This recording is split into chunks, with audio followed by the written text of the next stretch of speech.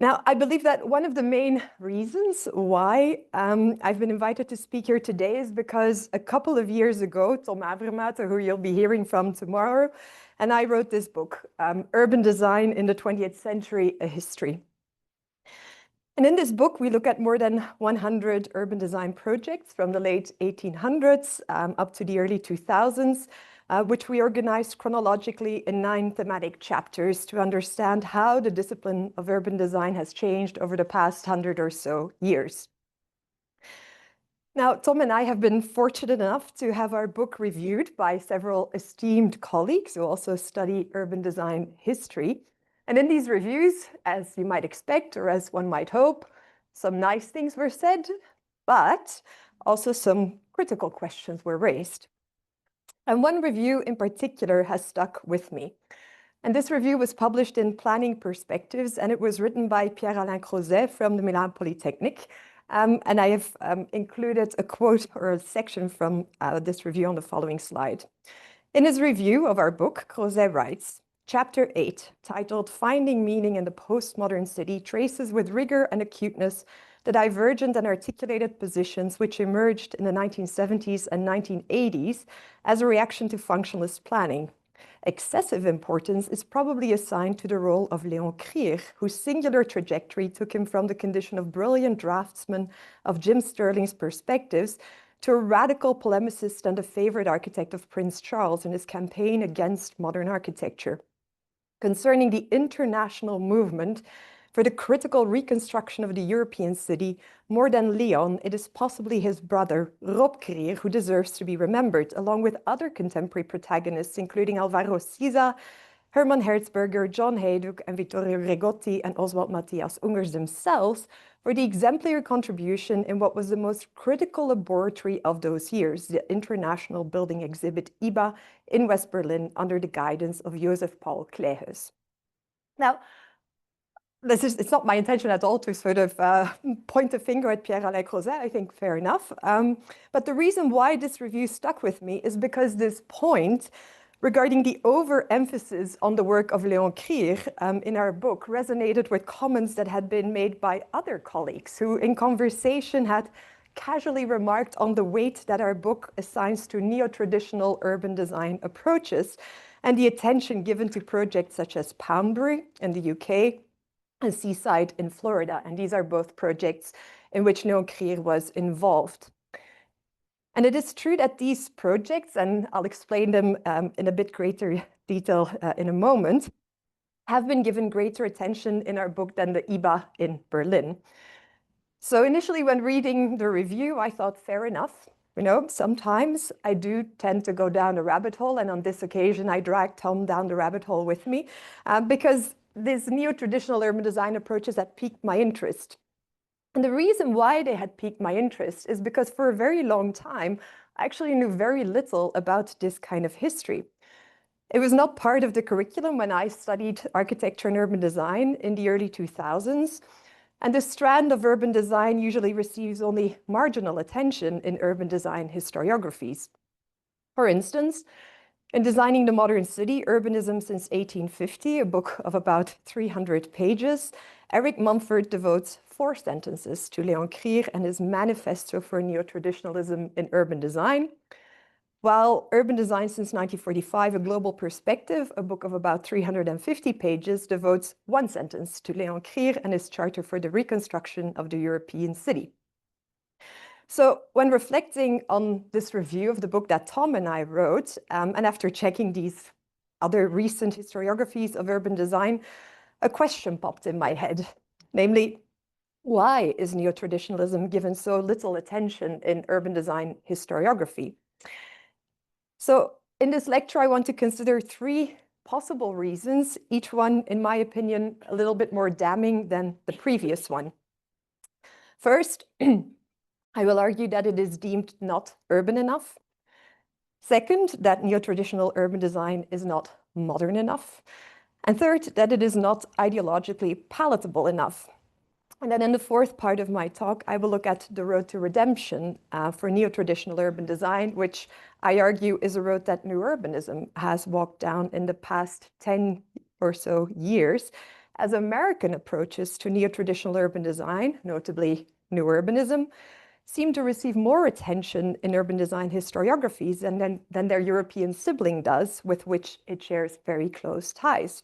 Again, in Designing the Modern City, an entire section has been dedicated to New Urbanism, in which Mumford writes that New Urbanism has not achieved its goals of reshaping North American metropolitan regions, but it nonetheless has had an immense influence on American urban development over the past 3 decades.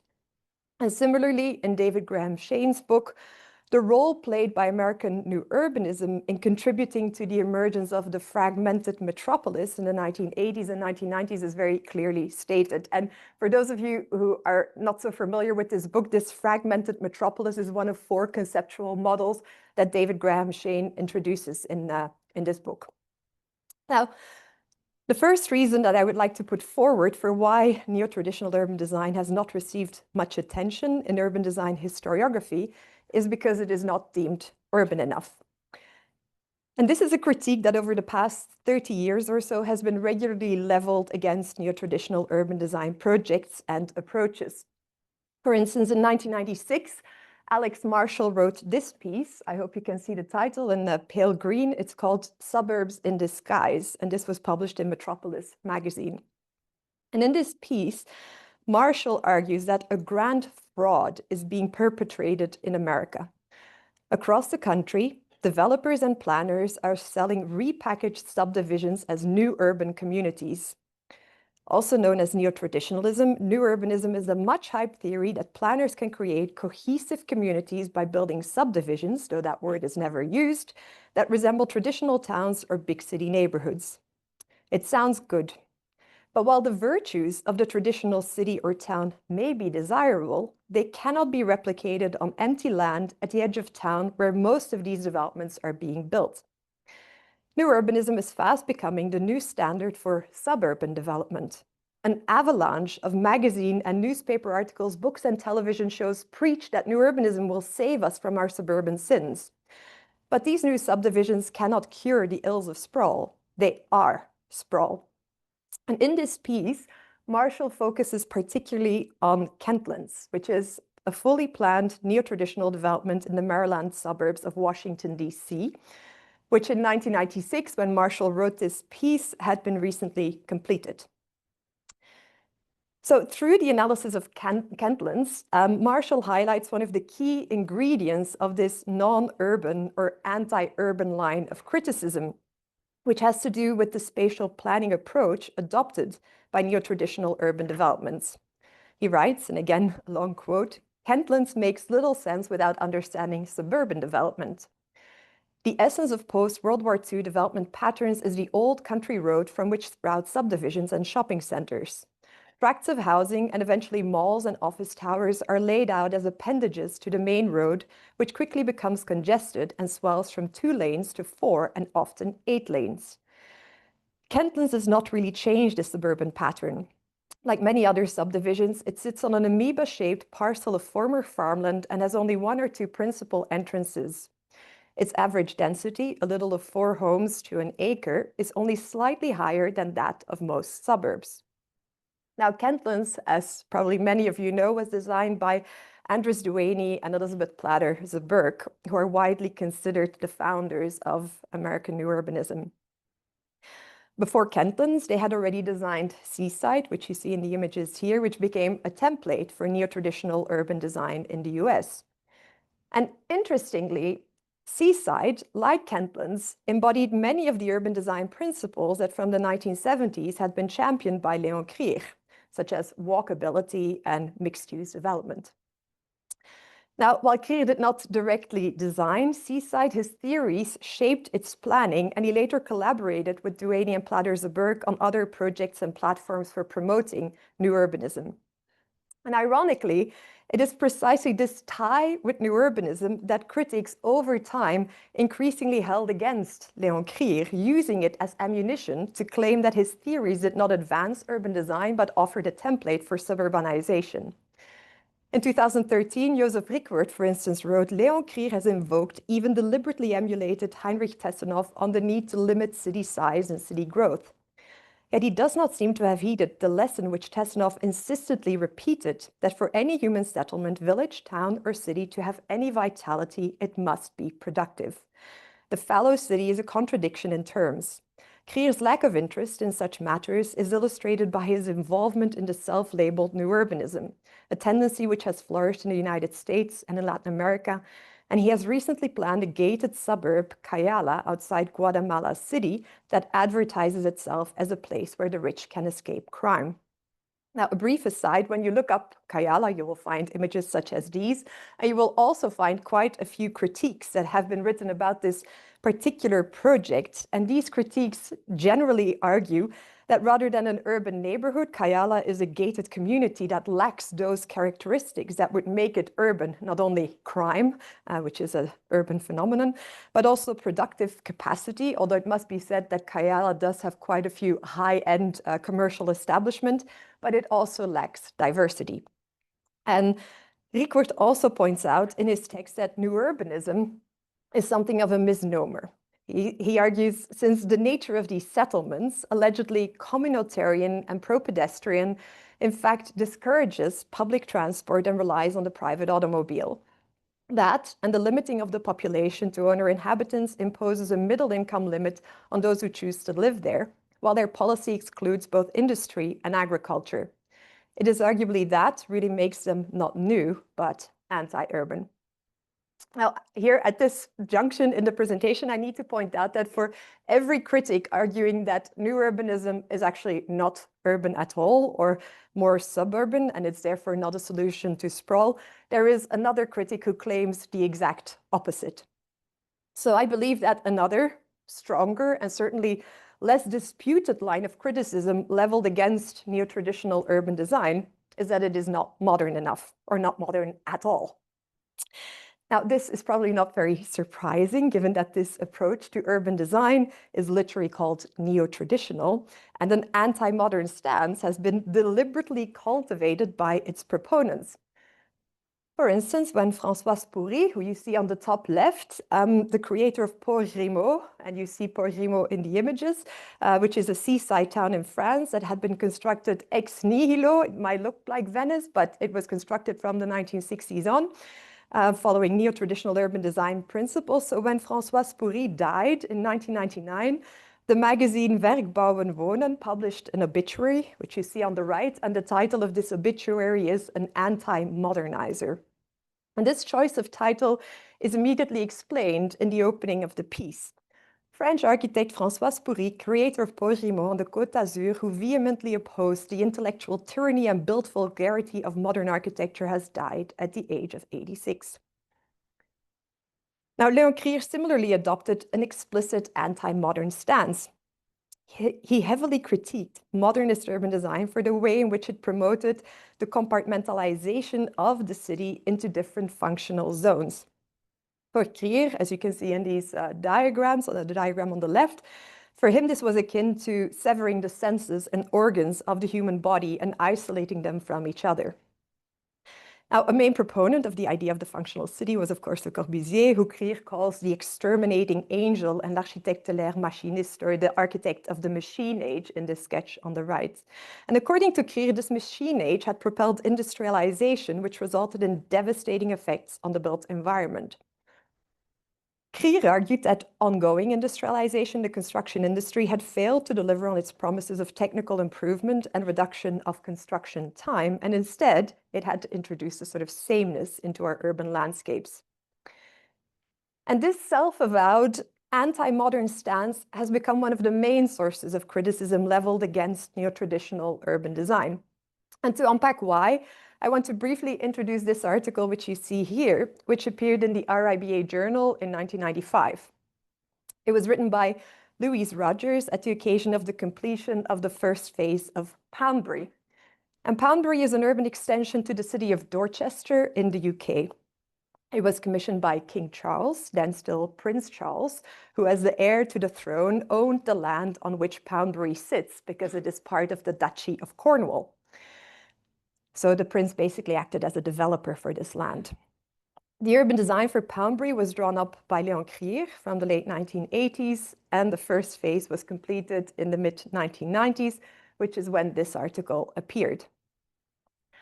And what I found particularly interesting about this article is its title, but is it architecture? And it reminded me of an anecdote that I was once told about a Japanese journalist calling the office of Belgian architect Lucien Kroll because he could not find the urban design project that he was to visit, which was La Vigne Blanche in the French new town of Cergy-Pontoise. This neo-traditional neighborhood with 43 townhouses, of which you see an axonometry here, was designed by Kroll in the late 1970s, and Kroll himself described it as un quartier banal, which you could translate as an ordinary neighborhood. And this is probably a very accurate description because in the end it transpired that the Japanese journalist had indeed been in La Vigne Blanche, but he had not recognized it as architecture or as urban design for that matter. But in spite of its polemical title, the article does not explicitly address why Poundbury, which commenced construction about 10 years after La Vigne Blanche, might not be architecture or urban design. But the piece does offer a few indirect hints here and there, such as this quote by a local architect who says, and I quote, "I cannot approve of new buildings which are going some way to deceive." And I found this a very interesting statement because the argument contained within it is that the buildings at Poundbury are not truthful, are not authentic, and that they are therefore not architecture. As architectural theorist Hilde Heijnen has pointed out, this emphasis on truthfulness was introduced into architecture by the modern movement, which pursued authenticity in all aspects, in materials, in structure, in function, and form. Rather than imitating the past or concealing how buildings work, modernism sought to create an architecture that was true to its time, its technology, and its purpose. So from the early 20th century, honesty and authenticity have become so intimately entangled with the concept of architecture and also urban design itself that by the late 20th century, the belief had grown that architecture that does not adhere to these values of truthfulness and authenticity, in other words, architecture that deceives, is not architecture at all. Another hint at the deceitfulness of Poundbury can be found in the opening of the article, where Rogers writes, "It may look like a stage set, but this is no amateur production." Put differently, here in Poundbury, Léon Krier and Prince Charles had created the Potemkin village that Adolf Loos had so vehemently denounced decades earlier.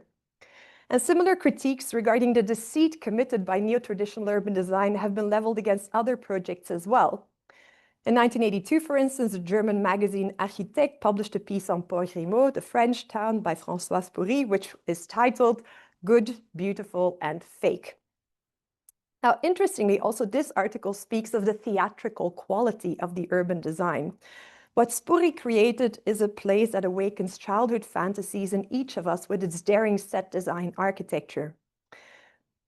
But one of the strongest suggestions that neo-traditional urban design is so fake that it is akin to set design came not from architecture critics, but from filmmakers. I think everyone will probably know the 1998 film The Truman Show, where the protagonist Truman Burbank unknowingly lives his entire life inside a massive television studio designed to resemble a real town, with everyone around him being actors.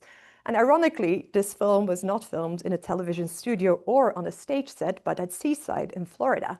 So the fact that filmmakers believed that Seaside looked more staged than an actual stage set is quite the indictment, certainly when you remember that 3 decades earlier, Jacques Tati built a colossal fake city called Tativille to film Playtime. And this movie follows Monsieur Hulot through a hyper-modern glass and steel Paris to satirize the condition of modernity in general, and modern architecture and urban design in particular, but apparently no city was modern enough to actually film Playtime, and as opposed to a city that was staged enough to film The Truman Show in. And this critique that neo-traditional urban design is not modern enough is important. At the risk of sounding like a neo-traditionalist myself, I do believe that the dominance of the modern movement endures. We can see it in our historiographies, and we can see it in much of our university education. And this is speaking as a European coming from TU Delft, where modernism is still very much the way to go.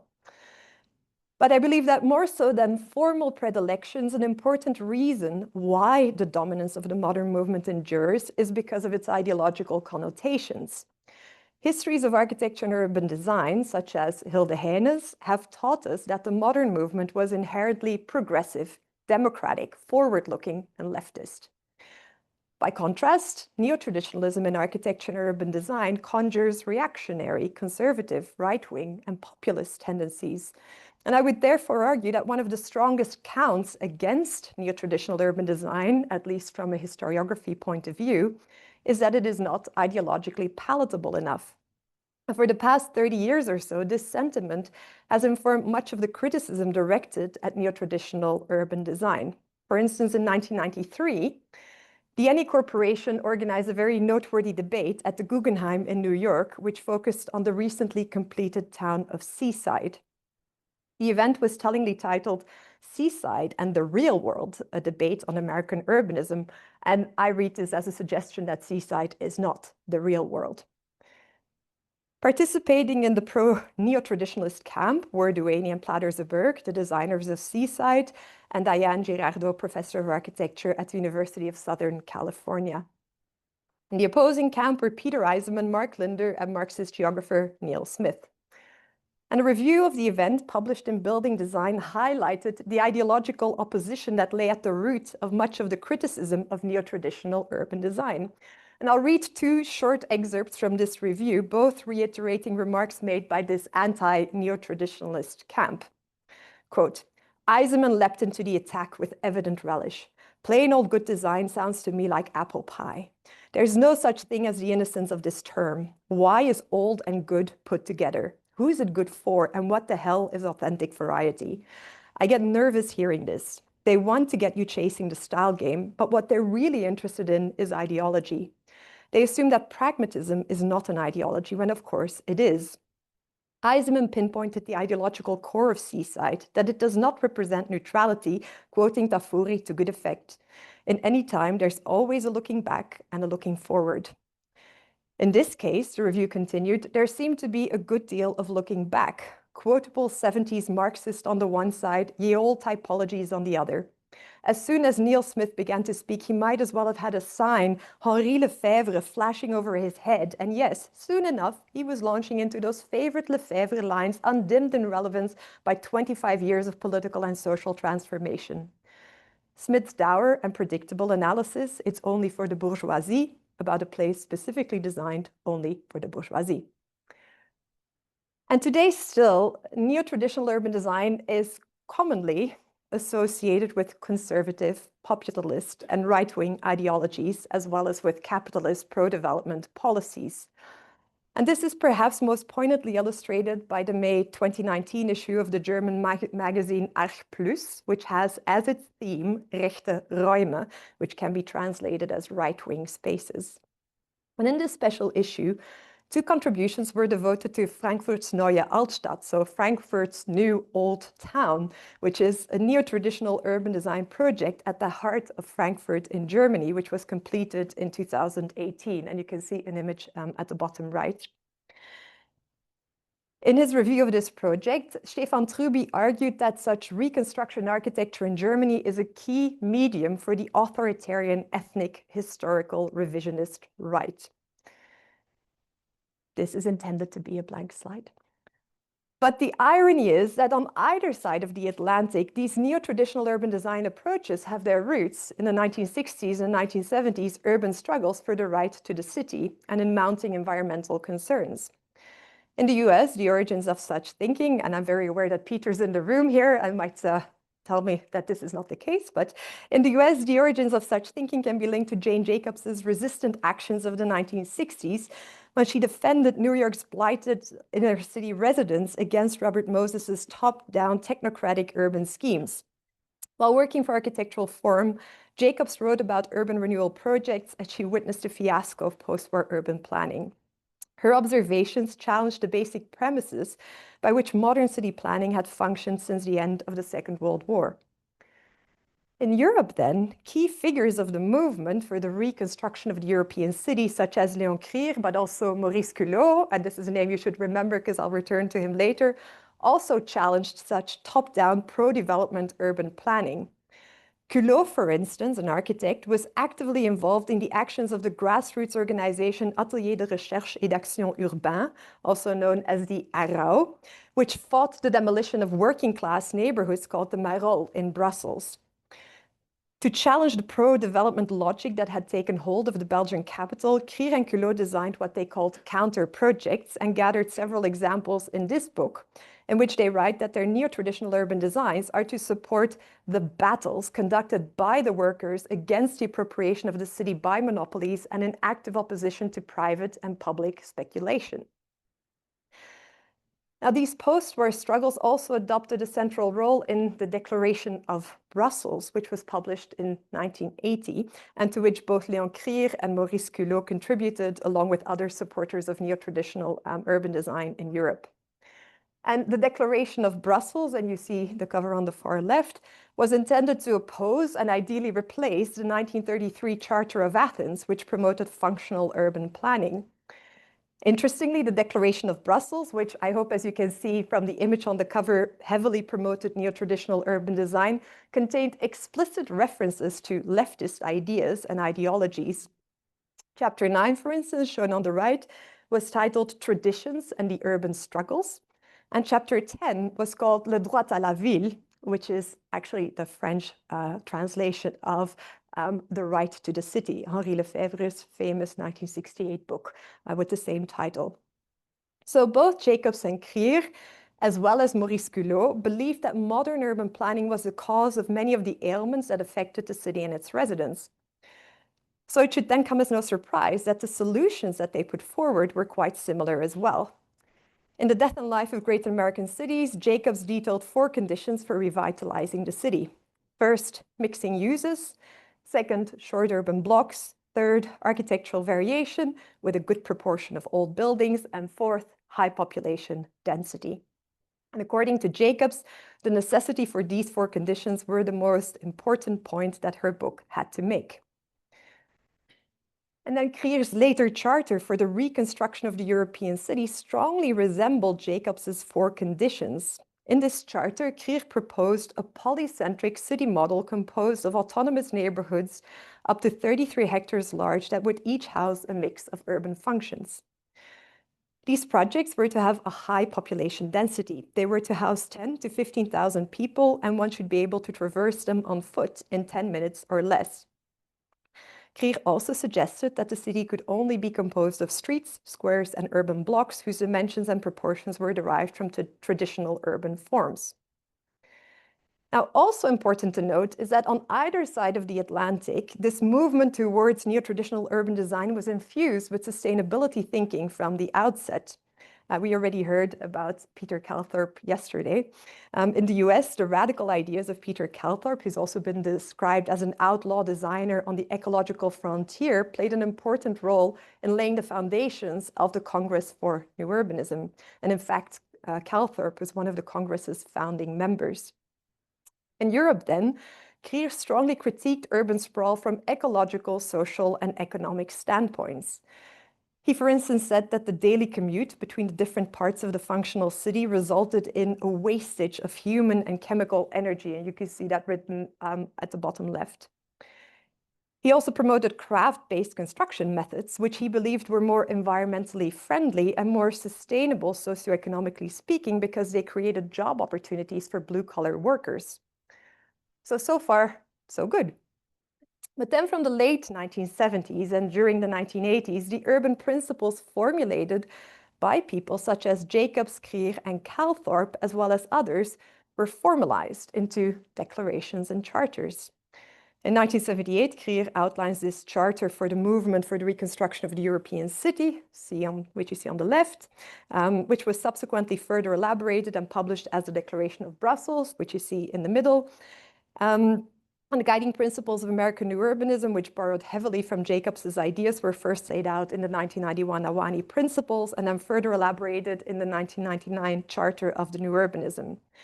And the ideas promoted in these charters and declarations found broader resonance thanks to the establishment of various organizations and awards programs, such as the Congress for the New Urbanism, or CNU, the Philippe Rotier Foundation, and INTBAU, the International Network for Traditional Building, Architecture and Urbanism.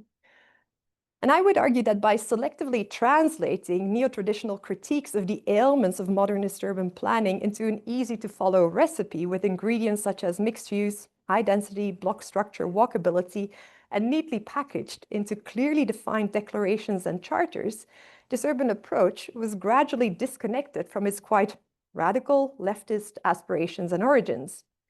Instead, it became more of an aesthetic exercise with an easy-to-follow playbook of rules. Now, if Krier and Culot became complicit in such developments, Jacobs did not. Her ideas were in fact recuperated by American urbanists who repeatedly cite them in publications such as Suburban Nation. Planning theorist Jill Grant has argued that while Jacobs's ideas were central to New Urbanism, they were appropriated only selectively and opportunistically. New Urbanists adopted Jacobs's spatial determinism, but did not share her insistence on the importance of buildings of different ages or her appreciation of the street scale in big cities rather than the neighborhood or town scale, or her critique of the controlling aspects of planning. So by the 1990s, neo-traditional urban design approaches, which had their roots in the radical actions of the 1960s and 1970s, had transformed and were popularized.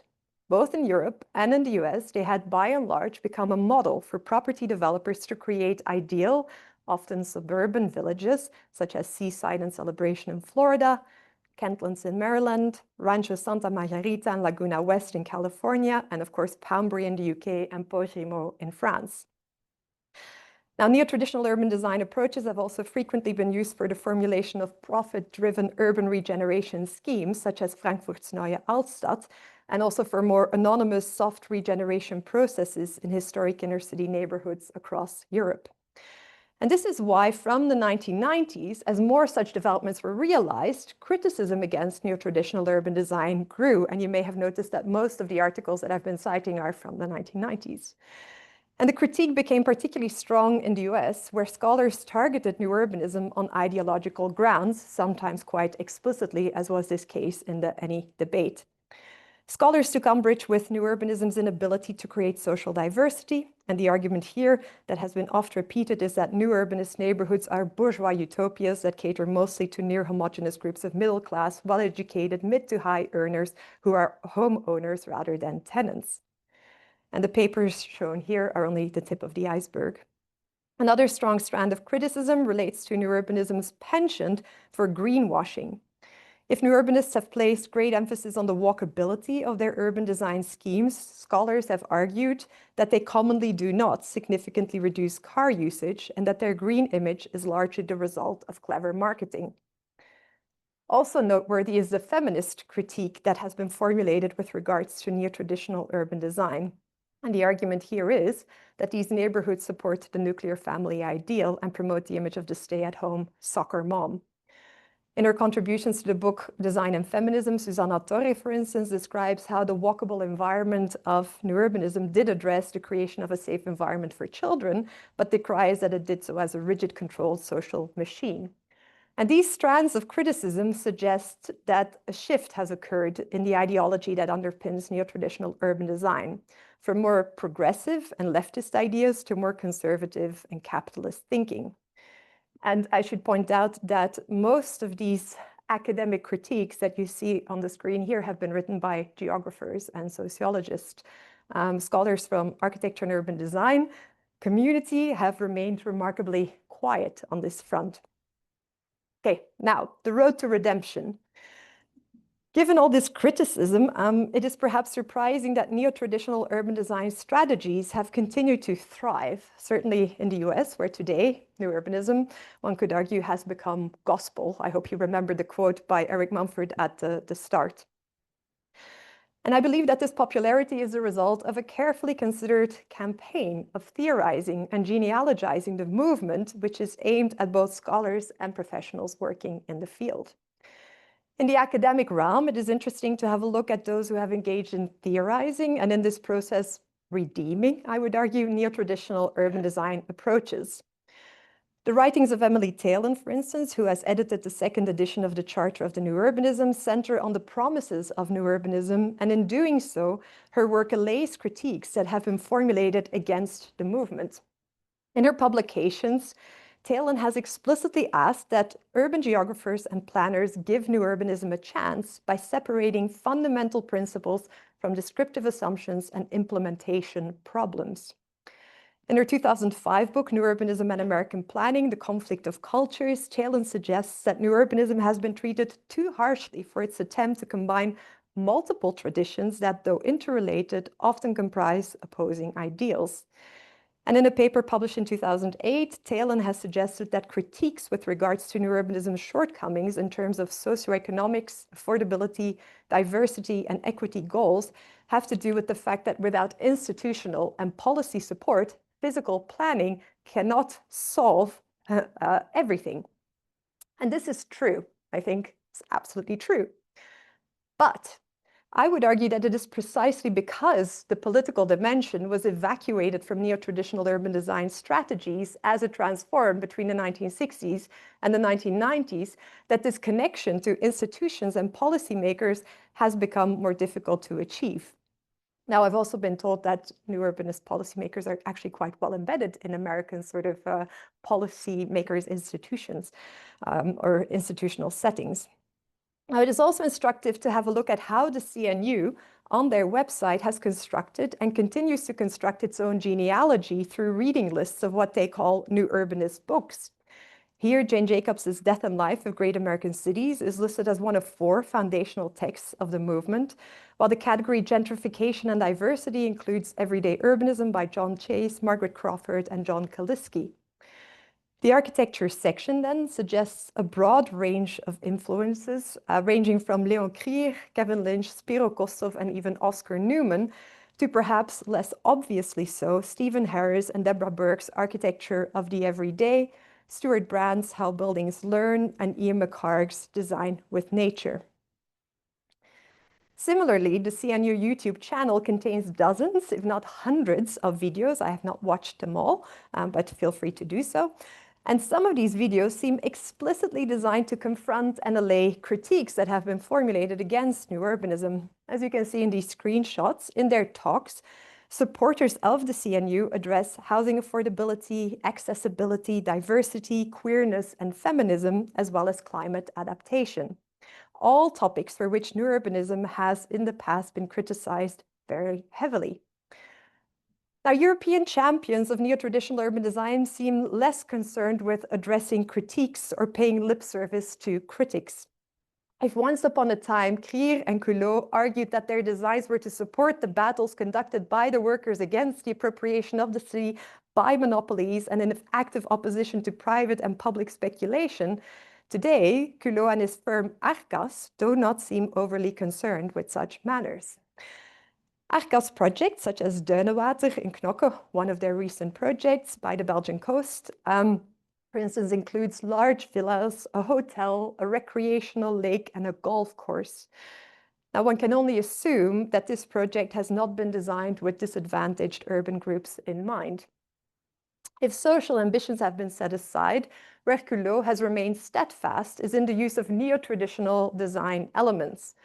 On the Arcas website, Duinenwater, for instance, is described as having a language that involves reference to traditional Knockse coastal architecture, cladded pitched roofs, wooden windows, white painted brick facades, woodwork, and fine ornaments covered terraces. Now, such projects are, of course, quite far removed from Culot's earlier involvement in campaigns to save this working class neighborhood in Brussels from demolition. Put differently, aesthetics seem to have trumped ethics. And Leon Krier equally seems to have had few qualms about dissociating neo-traditional design principles from the leftist standpoints that he once promoted so vigorously. His legacy has become that of the Prince's architect for whom he designed Poundbury, the very profitable urban expansion to Dorchester in the Duchy of Cornwall. Krier received the commission for Poundbury shortly after he had published this book on Albert Speer, which focuses on the formal merits of Speer's design, while making abstraction of the political context in which these designs emerged and the quite horrific goals that they were designed to serve. Needless to say, this book was heavily criticized for dissociating urban design history from ideology, and Barbara Miller-Lane's review of the book is well worth a read in this respect. Now, this critique about the impossibility to dissociate urban design history from ideology is very interesting, because I believe that in it lies part of an answer to the question that I posed at the beginning. Why is neotraditionalism given so little attention in urban design historiography? And this, I believe, has to do with the fact that urban design historians have well understood the impossibility of writing about the history of neo-traditional urban design, or any urban design history for that matter, without engaging with its ideological entanglements and connotations. And the conservative, populist, pro-development ideologies with which neo-traditional urban design has become associated makes this an uncomfortable history to fully engage with. So it does remain a bit of a shadow canon, but one that I would argue deserves our full attention, as its approaches and theories have become immensely popular in contemporary urban design practice. Thank you for listening.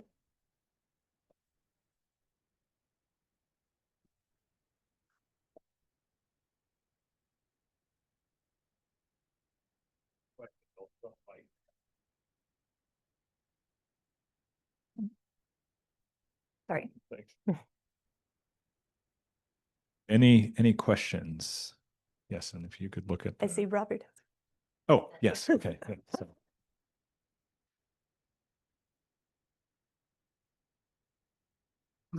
Okay, well, thank you so much for this, which seems to me to be one of the fairest assessments of neo-traditionalism and the new urbanism that I've encountered.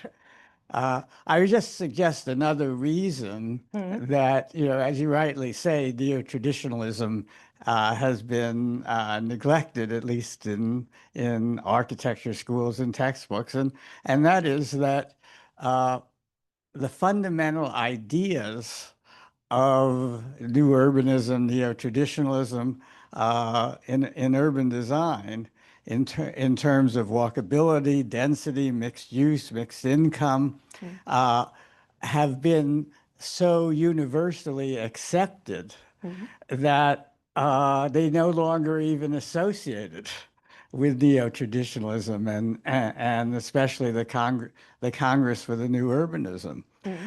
It's the it's the outliers, as I would say, the design, the particularities of neo-traditional design, especially coming out of Krier and Androstwani, that are associated with the movement and have been, much less successful. I would say that the aim of CNU initially, and you're quite right to talk about the link to Jane Jacobs.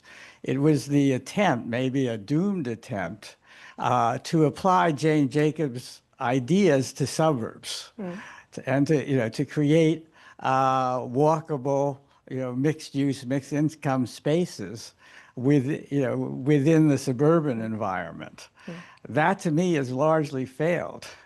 It's probably impossible. On the other, what I think the original new urbanists never considered was that they would, the real competition from to new urbanism is the old urbanism. In other words, the real emphasis has been on reviving, understanding, promoting walkable urbanism within older communities. So, as I say, I think I thank you for a fair critique, and I would only add those points. Thank you. I'm relieved. I was a little bit concerned after your lecture yesterday. So.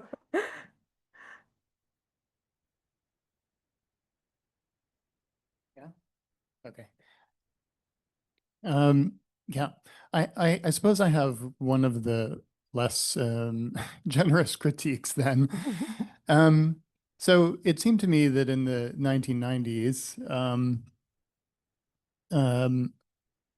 walkability was considered a traditional type of movement, and therefore a walkable community was therefore a traditional community.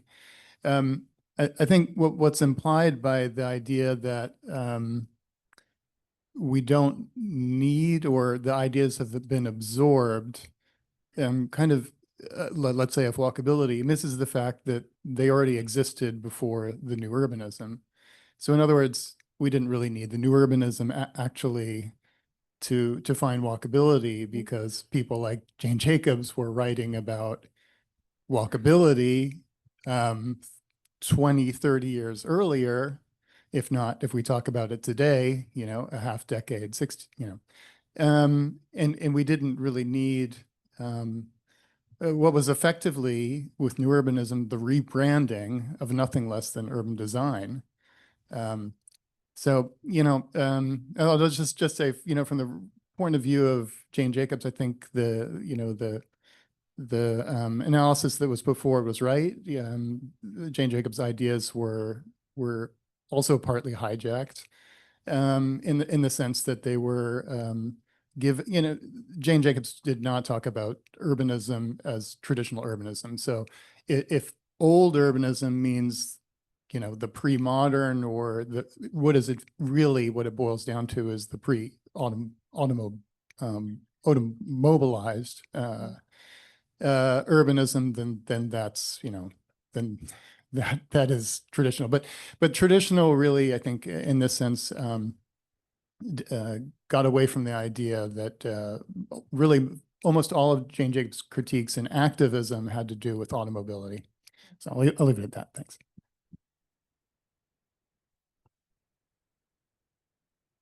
A great, very interesting talk.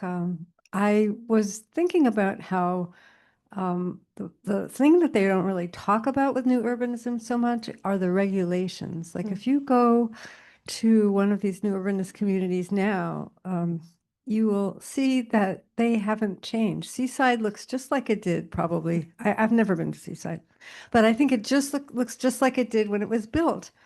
And the lack of agency of someone who lives there to modify it, I think, stultifies everything.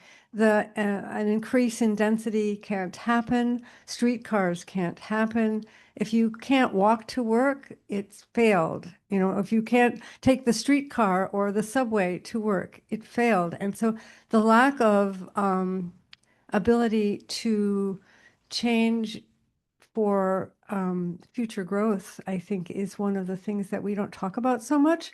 But there's older planned communities like those as well, like, you know, Bourneville and Port Sunlight, and those are also frozen in time communities. And I think that's one of the things that people are reacting against, in addition to, and probably more importantly than the particular style of the architecture. Yeah, well, I think it's a good point, because, well, as you rightly point out, these urban codes are baked into these designs about what you can and cannot do and how you're supposed to live here and maintain your property. Now, I haven't looked into recent research that has been done on the sort of satisfaction of people living there. As you could see, I was delving more into when they just opened, and the satisfaction of people at that time, at least in the research that I read, was quite high, because this is what they wanted.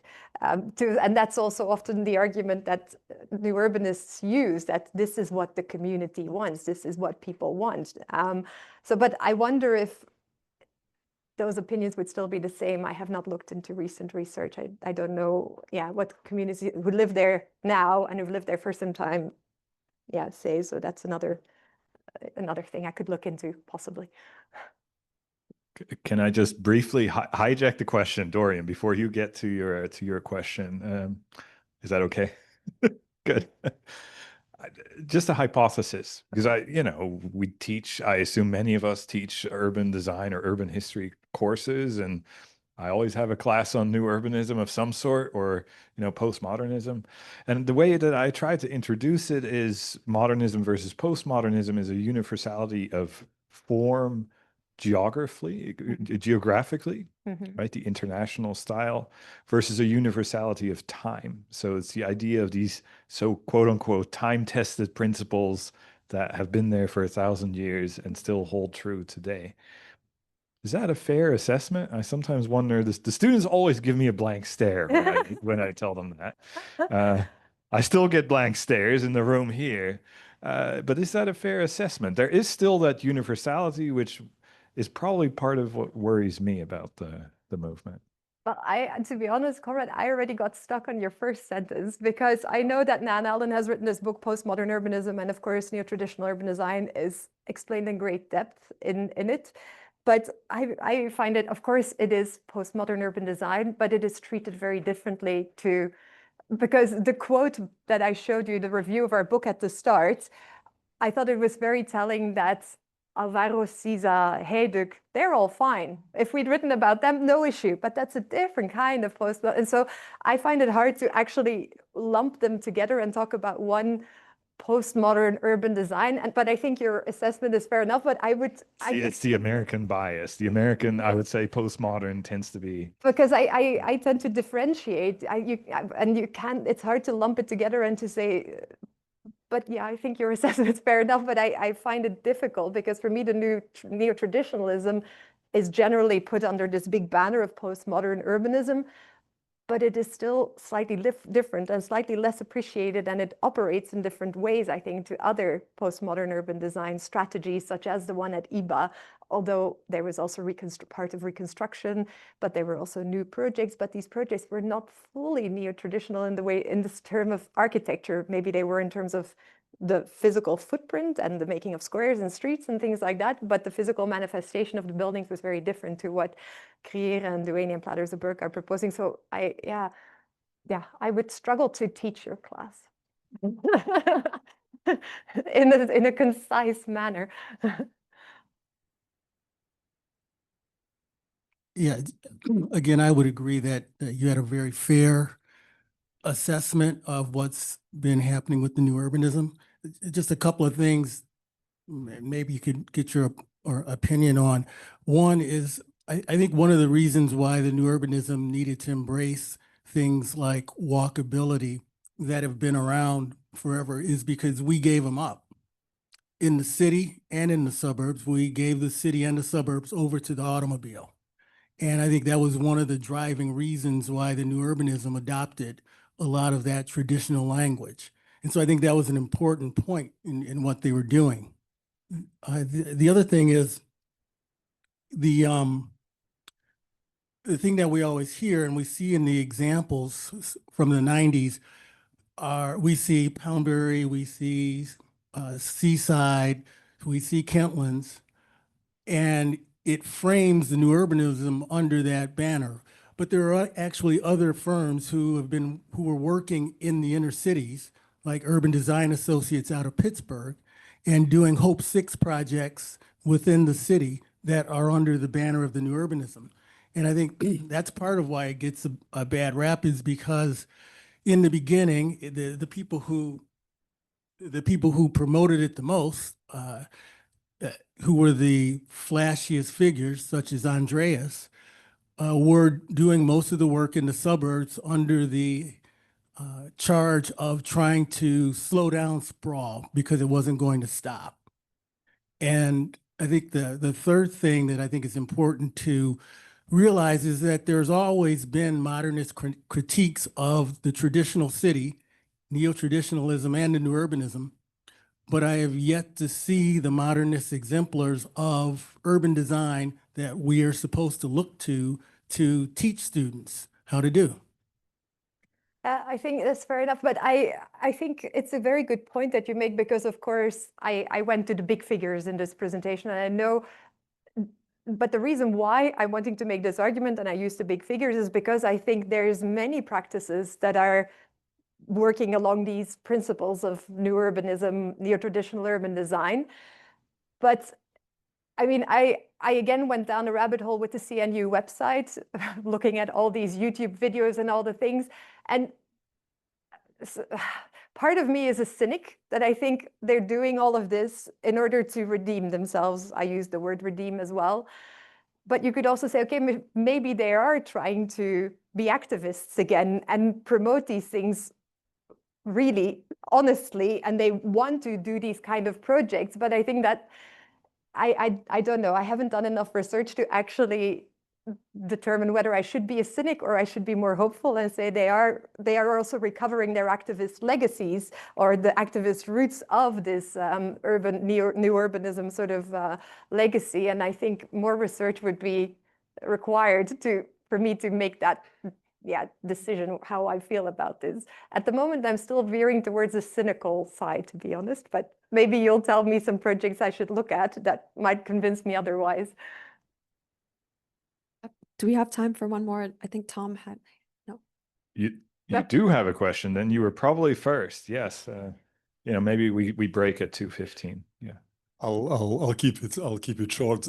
First of all, thanks, Janina. I think a great lecture.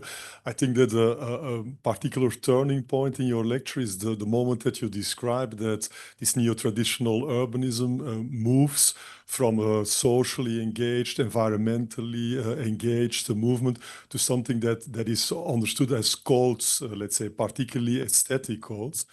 And I can't help keep on thinking. I have two questions in that sense. First, why was this happening? Why does indeed a movement that is indeed a rich movement, environmentally, socially, why does it turn to aesthetic codes at a certain point? If you have a hypothesis about that. And secondly, did it not the same thing happen with modern urbanism, which was also socially, environmentally engaged, and at certain points, if you think about the Ville Nouvelle in France and so on, also turned in pure aesthetic codes, let's say. No, I think that's in relation to your first question, I think it's a matter of scale, because the activist legacies are often very much located to particular locations, Brussels, New York, and that's where the activism came from.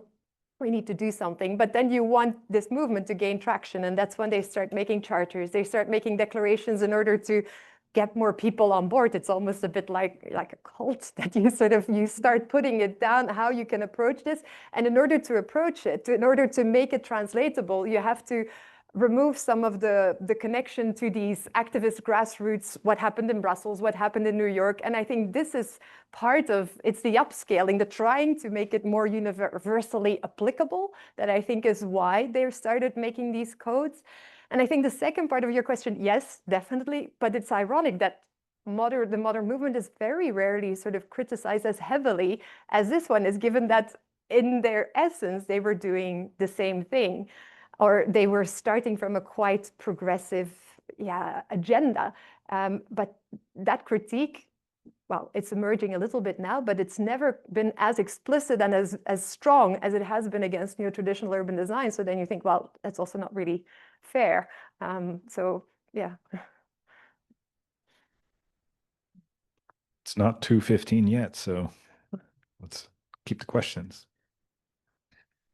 So I guess we're almost out of time anyway, so I'll just make this sort of a quick comment, and you can answer it if you want. But I guess kind of piggybacking on what he said back there, it does seem as though a lot of the critics of new urbanism, they certainly make some valid points, but at the same time, they don't necessarily present much of like an alternative that they can really push for, and that they can actually show examples and templates or like examples of what they have in mind instead. Instead, they often talk sort of in a more theoretical vein or just in a more critical vein.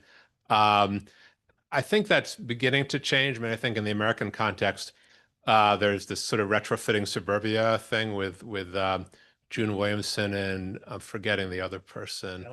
Ellen Dunham Jones, which I think is hopeful, which kind of has some new urbanist elements and some more modern elements and all kinds of things. I think in Europe also there's some examples. So I think what we're starting to see is some of these battles, I think, between the new urbanists and their critics, or between the keepers of modernism and the postmodernists. I think some of these battles are kind of declining a little bit as a new generation kind of looks for new ways that are not so much mired in these debates, but rather trying to take the best of both and figure out how to move forward. And I think also, as far as, I work as an urban planner in the United States. And I think as far as like new urbanism becoming part of the planning canon, or however you phrased it in the United States, I think that's true. But at the same time, I think most American planners wouldn't call themselves new urbanists.